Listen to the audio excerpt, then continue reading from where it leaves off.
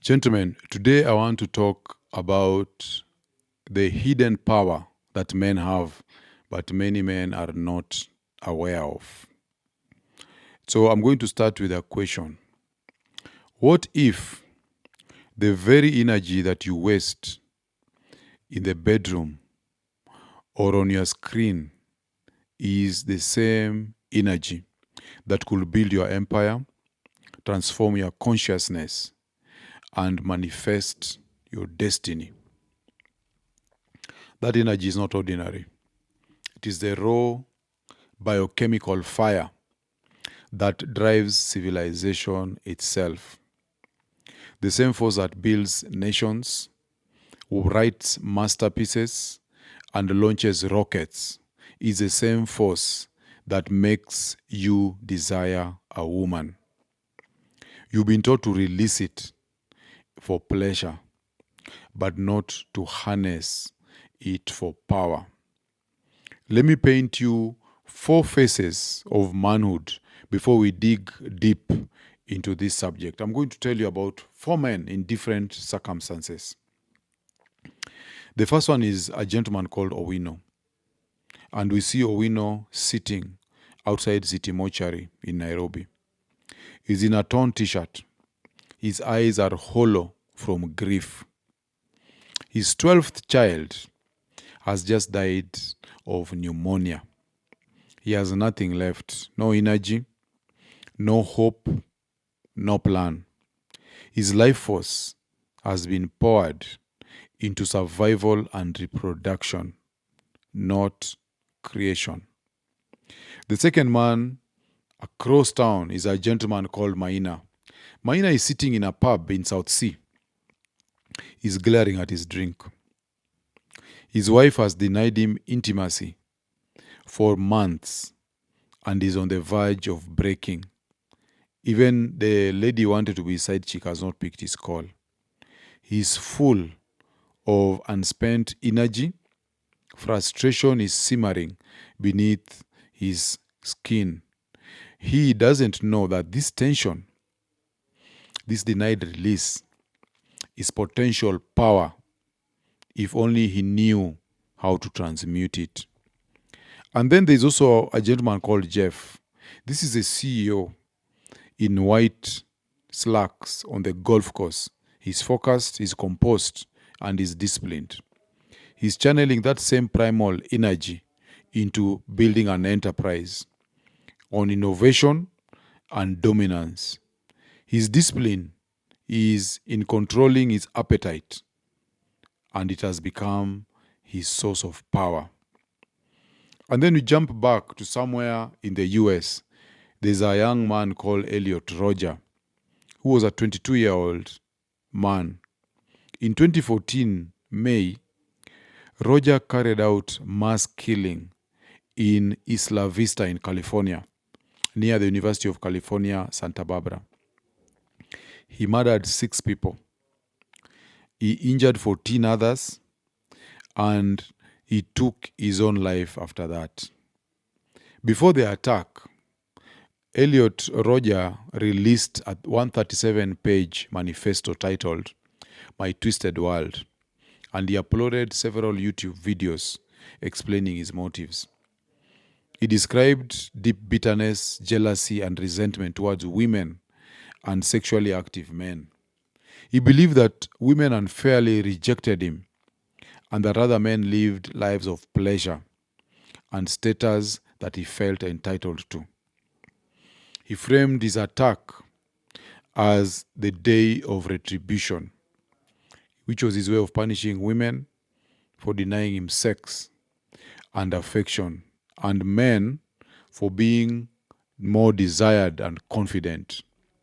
So, gentlemen, these are 4 men, same energy, 4 different outcomes. Okay? So what are we talking about? We are talking about the biological fire. So the average man produces about 525 billion sperm cells in his lifetime. 525 billion sperm cells. And he produces millions of sperms per day. billions each month. Each sperm carries the potential to create human life. And that is not metaphorical power, gentlemen. That is biological electricity. From a physiological standpoint, semen contains zinc, selenium, magnesium, testosterone, dopamine, and acetylcholine precursors. All of these are vital for brain performance, for mood regulation, and motivation. And we're going to see how all this ties up to performance. When that energy is retained in a man's body, the body reabsorbs and redirects those neurochemicals to the brain and central nervous system, fueling creativity, clarity, and drive.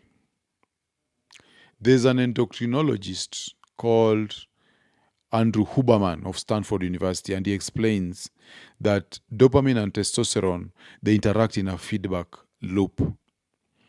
Discipline raises testosterone, and that's why you're told to take cold showers, wake up early, and chase your goals. Discipline raises testosterone, and testosterone raises motivation. Dopamine, which many of us take as the pleasure hormone, it's actually the molecule of desire and pursuit. Dopamine is what makes you want things like status, food, achievement, and so on. So that's why men who master self-control, they often exude power and focus. The hormonal architecture of their bodies rewards discipline and dominance. So we want to talk about sexual transmutation, and this is about turning biology into power. In Think and Grow Rich, Napoleon Hill calls sexual transmutation the transformation of sexual energy into creative and productive pursuits. And he writes that the sexual desire, is the most powerful of human desires. And when it is harnessed and redirected, it maintains its attributes of imagination, courage, persistence, and creative ability. Okay? Ancient traditions understood this long before Western science caught up. In India, there's a yogi called Paramahansa Yogananda. He described semen retention as a preservation of prana. Prana is a vital life energy, which, when refined, nourishes higher consciousness and mental vitality. Chinese Taoists call it qi. The Japanese masters call it ki. But in essence, it's the same truth. Sexual energy is sacred. It is creative energy. In physics, we say that energy can neither be created nor destroyed. It can only be transformed. And the same applies here. When you waste your seed, you lose potential. When you conserve it and direct it, you transmute it to strength, charisma, mental sharpness, and willpower. So what is the psychology of sexual energy? So psychologically, sexual frustration is energy without direction. The father of psychoanalysis, Sigmund Freud, called it libido, which is a psychic energy that powers all human motivation. That's why Freud said everything that we do because of sex. At the base of it, that psychic energy that drives us is the libido. When it is suppressed unconsciously, libido becomes a neurosis. When consciously harnessed, it becomes genius. Men like Isaac Newton, Nikola Tesla chose celibacy not out of repression, but as a tool for focus. Even Steve Jobs, as revealed by Christian Brennan in The Bite in the Apple, practiced non-ejaculation to conserve creative energy. believing that it would build power and wealth by conserving vital energies. The ascetic monk and the visionary entrepreneur share a common truth. The man who governs his sexual impulses governs his destiny. So, what happens when this sexual energy turns dark? When sexual energy is not transmuted, it festers. It becomes anger, it becomes addiction or obsession, as you have seen in those examples of 4 men. We've seen it manifest in destructive ways. And that's why we have men we call incels, involuntary celibates. So incels like Elliot Roger and Chris Harper Massa, they turned their sexual frustration into violence.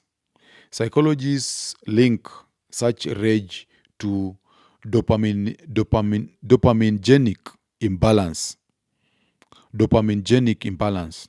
The same circuits that drive sexual pleasure also regulate aggression and reward.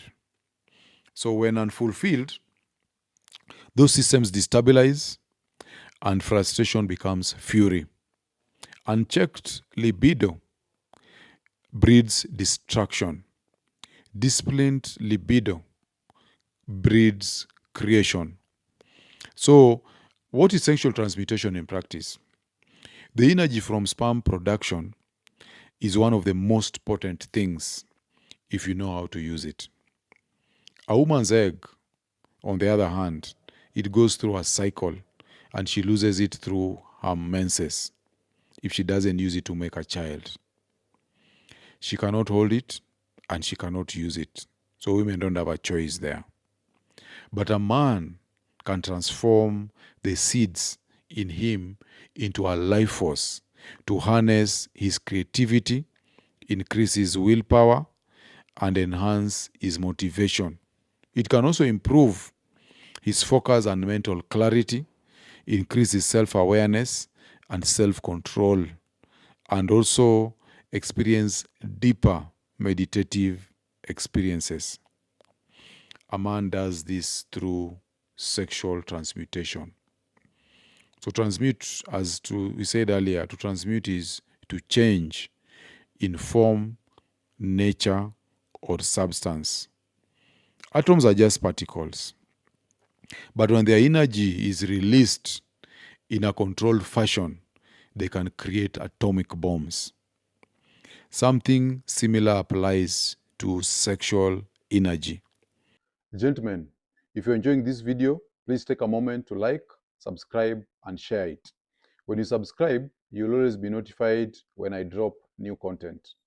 Also, when you like and share, you help this channel to grow, and more importantly, you help other men to discover the tools that they need to level up. So remember, when one man rises, we all rise. Now let's get back to the video. We are biological beings, but we are also conscious beings. So biology is just the surface, but consciousness is a higher and a deeper level. And every biological cell can be transformed into something tremendous. Some religious sects believe they should not cut their hair, for example. Others hold that long hair has religious power and is an important link to their spiritual realm. A man's hair, especially in a religious setting, can be seen as an outward representation of his internal strength. As in the story of Samson and Delilah, religions such as Orthodox Judaism, Rastafarianism, Akorino, and Sikhism, they prohibit haircuts. The removal of facial hair, or a combination of the two, due to beliefs that hair is sacred or a gift from God. So that's just an example of what some other people believe, but our subject today is sexual transmutation. So every ejaculation releases not just fluid, but also neuroendocrine energy. A burst of dopamine followed by a sharp prolactin spike. Dopamine fuels motivation and focus, while prolactin induces relaxation and post-orgasmic fatigue. Frequent ejaculation keeps you in this dopamine prolactin loop, cycling between craving and depletion. And when a man retains semen for a while, testosterone and dopamine levels rise and stabilize, increasing vitality, aggression, and creative tension. This retained energy, becomes the raw material for consciousness work. So, gentlemen, sexual transmutation is not repression, it is redirection. It requires awareness and purpose. The man without a mission cannot transmute, because energy without direction is chaos. Men who abstain without a purpose often call it nofap. But abstinence without redirection is just stagnation. True transmutation begins when you channel that energy into study, art, training, business, or spiritual mastery. Consciousness operates at a subtler frequency than biology, but it is fed by it. In neuroscience, consciousness arises from neural integration, the coordination of multiple brain regions via electric and chemical signals. When energy via neurochemicals, hormones, and attention is focused inward, then the prefrontal cortex, the limbic system, and the pineal gland synchronize more effectively. So there are several spiritual traditions that describe this in energetic terms. In Taoism, sexual energy, which they call Jing, is refined into Qi, a vital energy, and then into Shen, which is spiritual consciousness. That is in Taoism. In yoga, the base energy, called Kundalini, lies coiled in the root chakra, and it rises up the spine through chakras, culminating in Sahasrara, the crown chakra, symbolic of expanded consciousness. In Christian mysticism, the same idea appears. Chastity leading to illumination, energy purified and redirected heavenward. And that's why the Catholic fathers take the vow of chastity. So it's about redirecting sexual energy. So in essence, sexual transmutation is a conversion of reproductive energy, that is a biological energy, into creative and spiritual energy or consciousness. And this is why even elite athletes avoid sexual release before major competitions. They go to training camps so that they can isolate themselves from their women. Okay? Studies from the Journal of Sports Medicine show that abstaining from sex for even a week can significantly boost testosterone, reaction time, and focus. And the principle is simple. When you withhold pleasure, your body and mind seek achievement to restore dopamine balance. You literally become hungrier for success. This aligns with what Carl Jung called sublimation, which is the redirection of libidinal energy into socially or spiritually constructive endeavors. Jung saw sexual energy as the fuel of the psyche. In Symbols of Transformation, Jung wrote that every drive that cannot find expression in sexuality seeks expression in spirituality. So think of it this way. Biology provides the energy, that is the battery. Consciousness is the light that the battery powers. And if you keep discharging your battery for transient pleasure, there is no voltage left to power awareness, insight, and creation. So what's the modern epidemic? The modern epidemic is today this power is being drained daily by screens, doom scrolling, pornography, and perpetual stimulation. All these, as you may be aware, release dopamine. Algorithms have hijacked male dopamine pathways. A neuroscientist called Anna Lembke, she writes in Dopamine Nation that constant pleasure seeking desensitizes reward circuits, leading to apathy, depression, and low testosterone. So men are not weak. They are chemically hijacked. Their attention is fragmented, their willpower is dulled, and society profits from this addiction. The truth is this, gentlemen. Modern culture wants your seed, your focus, and your masculinity drained. Because a man who has no discipline is a man who cannot lead, he cannot build, and he cannot resist. Watch your television during prime time or any time. You'll see the way they'll push for you videos where women are twerking. They're going to push to you advertisements of alcoholic drinks and activities, and they're going to push for you advertisements on gambling. All these seek to hijack you chemically, and you're talking about dopamine and testosterone. When all these are hijacked or redirected to endeavors that are not creative, you become a zombie, a useless man. Okay? And this is also part of what we call hyperreality. So, gentlemen, you're not just biological beings, you are spiritual engines.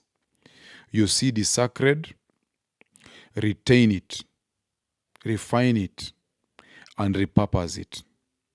The fire that creates children or can also create empires. Napoleon warned us in Think and Grow Rich that a river may be dammed for a time, but eventually it will find an outlet. The same is true of the emotion of sex. If it is not transmuted, it will find a less productive outlet. So, gentlemen, transmute it. Transmute your sexual energy. Channel it into discipline, into study, into lifting heavy weights, into business. Build your business, into writing, into meditation, write code, create things. The greatest revolutions begin when a man masters himself. So the challenge here for you is this. Gentlemen, stop spilling your seed into the void. Your biology is your ally if you command it.